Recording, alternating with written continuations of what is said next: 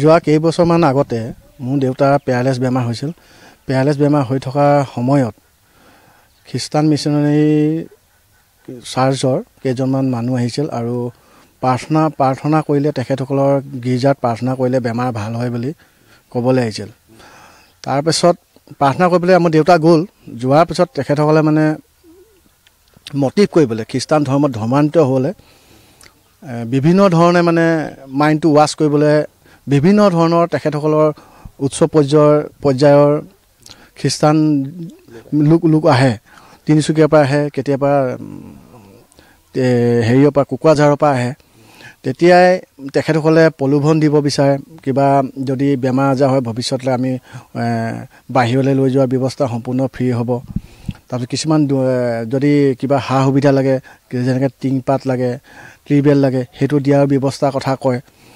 আমাৰ ঘৰত আহি তেখেতসকলে কমচে কম সপ্তাহত মানে এদিন দুদিন আহে, কোনো 1.5 মাহ 2 মাহমান সেইদৰে আহিছিলে। বিভিন্ন প্ৰলোভন দিছিলে। দেউতাকো বেমাৰ আজাৰ ভাল কৰা সম্পূৰ্ণ তেখেতসকলে কৰি দিম বুলি কৈছিলে। আৰু বাহিৰত ট্ৰিটমেণ্ট যদি কৰিব যায় সেইটো আমাৰ ফ্ৰী বুলি কৈছিলে, কৰিম বুলি কৈছিলে তেখেতসকলে। কিন্তু আমাৰ ঘৰখনে সেইটো আমি গ্ৰহণযোগ্য নহয়, যিহেতু আমি হিন্দু সনাতন ধৰ্মী লোক আৰু আমাৰ যিটো ওপৰ পৰিষৰ যিটো ধৰ্মতে আমি চলি আছোঁ সেইটো ধৰ্মতে থাকিম বুলি ক'লোঁ। লাহে লাহে তেখেতসকলৰ অহা যোৱা কমিলে। কিন্তু এটা পৰিতাপৰ কথা, এনেধৰণে তেখেতসকলে আহি আমাৰ অঞ্চলটোত বিভিন্ন ধৰণৰ সহজ সৰল ৰাইজক এইদৰে প্ৰলোভন দি কেনে ধৰ্মান্তৰিত কৰিছে। আজি সময়ত এইটো একেবাৰে মানে পৰিতাপৰ বিষয় হৈ পৰিছে আৰু অনাগত ভৱিষ্যতো যে এনেকুৱা নহ'ব কোনো মানে নাই। আৰু তেখেতসকলে কিছুমান সুবিধা মানে সুযোগ সুবিধা বুজি কেনে সেই জালটো পেলাইছে।